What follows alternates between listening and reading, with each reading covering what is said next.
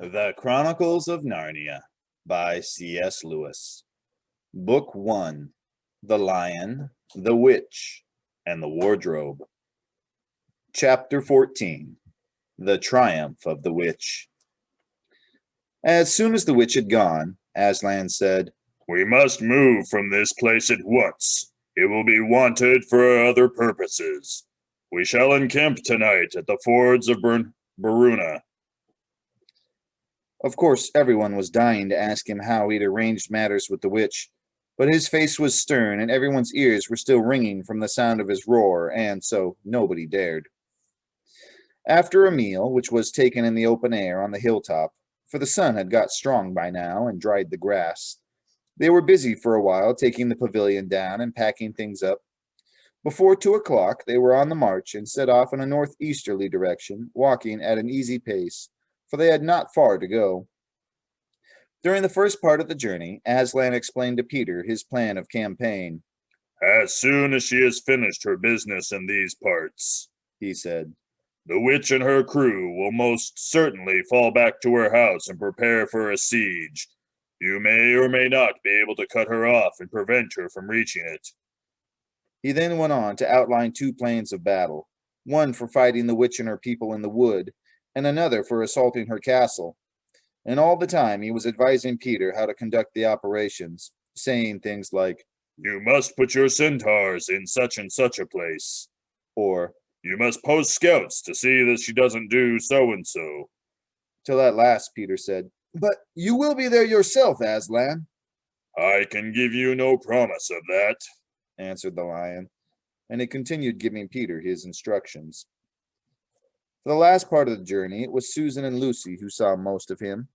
He did not talk very much and seemed to them to be sad. It was still afternoon when they came down to a place where the river valley had widened out and the river was broad and shallow. This was the fords of Baruna, and Aslan gave orders to halt on this side of the water, but Peter said, "Wouldn't it be better to camp on the far side, for fear she should try a night attack or something?" Aslan, who seemed to have been thinking about something else, roused himself with a shake of his magnificent mane and said, What's that?" And Peter said it all over again. "No," said Aslan in a dull voice, as if it didn't matter. "No, she will not make an attack tonight." And then he sighed deeply, but presently he added, "All the same, it was well thought of. That is how a soldier ought to think. But it doesn't really matter." So they proceeded to pitch their camp. Aslan's mood affected everyone that evening. Peter was feeling uncomfortable too at the idea of fighting the battle on his own. The news that Aslan might not be there had come as a real shock to him. Supper that evening was a quiet meal. Everyone felt how different it had been the previous night, or even that morning. It was as if the good times, having just begun, were already drawing to their end. This feeling affected Susan so much that she couldn't get to sleep when she went to bed. And after she had lain counting sheep and turning over and over, she heard Lucy give a long sigh and turn over just beside her in the darkness. "Can't you sleep either?" said Susan. "No," said Lucy. "I thought you were asleep. I say, Susan." "What?" "I have a most horrible feeling, as if something were hanging over us." "Have you? Because as a matter of fact, so have I." "Something about Aslan," said Lucy. "Either some dreadful thing is going to happen to him, or something dreadful that he's going to do." "There has been something wrong with him all afternoon," said Susan. "Lucy, what was that he said about not being with us at the battle? You don't think he could be stealing away and leaving us tonight, do you?" "Where is he now?" said Lucy. "Is he here in the pavilion?" "I don't think so. Susan, let's go outside and have a look round. We might see him." "All right, let's," said Susan. "We might just as well be doing that as lying awake here." Very quietly, the 2 girls groped their way among the other sleepers and crept out of the tent. The moonlight was bright, and everything was quite still except for the noise of the river chattering over the stones. Then Susan suddenly caught Lucy's arm and said, "Look!"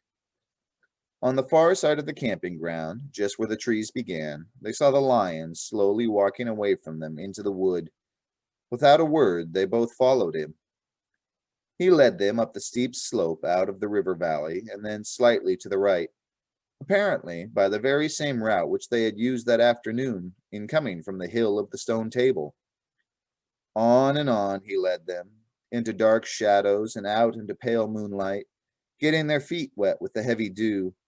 He looked somehow different from the Aslan they knew. His tail and his head hung low, and he walked slowly as if he were very, very tired. Then, when they were crossing a wide open place where there was no shadows for them to hide in, he stopped and looked round. It was no good trying to run away, so they came towards him. When they were closer, he said, "Oh, children, children, why are you following me?" "We couldn't sleep," said Lucy, and then felt sure that she need say no more, and that Aslan knew all they had been thinking. "Please, may we come with you, wherever you're going?" asked Susan. "Well," said Aslan, and seemed to be thinking. Then he said, "I should be glad of company tonight. Yes, you may come, if you will promise to stop when I tell you, and after that, leave me to go on alone." "Oh, thank you, and we will," said the two girls. Forward they went again, and one of the girls walked on each side of the lion. But how slowly he walked! And his great royal head drooped so that his nose nearly touched the grass. Presently he stumbled and gave a low moan. "Aslan, dear Aslan," said Lucy, "what is wrong? Can't you tell us?" "Are you ill, dear Aslan?" asked Susan. "No," said Aslan. "I am sad and lonely. Lay your hands on my mane so that I can feel you are there, and let us walk like that." And so the girls did what they would never have dared to do without his permission, but what they had longed to do ever since they first saw him, and buried their cold hands in the beautiful sea of fur, and stroked it, and so, doing, walked with him. And presently they saw that they were going with him up the slope of the hill on which the stone table stood. They went up at the side where the trees came farthest up, and when they got to the last tree, it was one that had some bushes around it, Aslan stopped and said, "Oh, children, children, here you must stop, and whatever happens, do not let yourselves be seen. Farewell." and both the girls cried bitterly, though they hardly knew why, and clung to the lion and kissed his mane and his nose and his paws and his great sad eyes. Then he turned from them and walked out on to the top of the hill, and Lucy and Susan, crouching in the bushes, looked after him, and this is what they saw. A great crowd of people were standing all round the stone table, and though the moon was shining, many of them carried torches which burned with evil-looking red flames and black smoke. But such people! Ogres with monstrous teeth, and wolves, and bull-headed men, spirits of evil trees and poisonous plants, and other creatures whom I won't describe, because if I did, the grown-ups would probably not let you read this book. Cruels and hags and incubuses, wraiths, horrors, afrits, sprites, ornkies, woozes, and ettins. In fact, they were all those who were on the witch's side, and whom the wolf had summoned at her command. And right in the middle, standing by the table, was the witch herself. A howl and a gibber of dismay went up from the creatures when they first saw the great lion pacing towards them, and for a moment even the witch seemed to be struck with fear. Then she recovered herself and gave a wild, fierce laugh. "The fool!" she cried. "The fool has come! Bind him fast!" Lucy and Susan held their breaths, waiting for Aslan's roar and his spring upon his enemies. But it never came. 4 hags, grinning and leering, yet also, at first, hanging back and half afraid of what they had to do, had approached him. "Bind him, I say!" repeated the White Witch. The hags made a dart at him and shrieked with triumph when they found that he made no resistance at all. Then others, evil dwarfs and apes, rushed in to help them, and between them they rolled the huge lion over on his back and tied all his 4 paws together, shouting and cheering as if they had done something brave, though, had the lion chosen, one of those paws could have been the death of them all. But he made no noise, even when the enemies, straining and tugging, pulling the cords so tight that they cut into his flesh. Then they began to drag him towards the stone table. "Stop!" said the witch. "Let him first be shaved." Another roar of mean laughter went up from her followers as an ogre with a pair of shears came forward and squatted down beside Aslan's head. Snip, snip, snip went the shears, and masses of curling gold began to fall to the ground. Then the ogre stood back, and the children, watching from their hiding place, could see the face of Aslan looking all small and different without its mane. The enemies also saw the difference. "Why, he's only a great cat after all!" cried one. "Is that what we were afraid of?" said another. And they jeered round Aslan, jeering at him, saying things like, "Oh, push, push, push, boy, pussy!" And, "How many mice have you caught today, cat?" And, "Would you like a saucer of milk, Bushums?" "Oh, how can they?" said Lucy, tears streaming down her cheeks. "The brutes! The brutes!" For now that the first shock of horror was over, the shorn face of Aslan looked to her braver and more beautiful and more patient than ever. "Muzzle him!" said the witch. And even now, as they worked about his face, putting on the muzzle, one bite from his jaws would have cost 2 or 3 of them their hands. But he never moved. And this seemed to enrage all that rabble. Everyone was at him now. Those who had been afraid to come near him, even after he was bound, began to find their courage. And for a few minutes, the 2 girls could not even see him.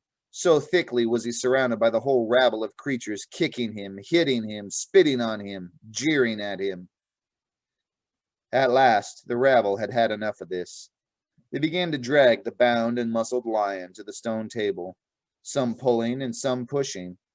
He was so huge that even when they got him there, it took all their efforts to hoist him onto the surface of it. Then there was more tying and tightening of cords. "The cowards! The cowards!" sobbed Susan. "Are they still afraid of him even now?" When once Aslan had been tied, and tied so that he was really a mass of cords, on the flat stone, a hush fell on the crowd. 4 hags, holding 4 torches, stood at the corners of the table. The witch bared her arms as she had bared them the previous night when it had been Edmund instead of Aslan. Then she began to whet her knife. It looked to the children, when the gleam of the torchlight fell on it, as if the knife were made of stone, not of steel, and it was of a strange and evil shape. At last she drew near. She stood by Aslan's head. Her face was working and twitching with passion, but his looked up at the sky, still quiet, neither angry nor afraid, but a little sad. Then, just before she gave the blow, she stooped down and said in a quavering voice, "And now who has won? Fool! Did you think that by all this you would save the human traitor? Now I will kill you instead of him as our pact was, and so the deep magic will be appeased. But when you are dead, what will prevent me from killing him as well? And who will take him out of my hands then? Understand that you have given me Narnia forever. You have lost your own life and have not saved his. In that knowledge, despair and die!" The children did not see the actual moment of the killing. They couldn't bear to look and had covered their eyes.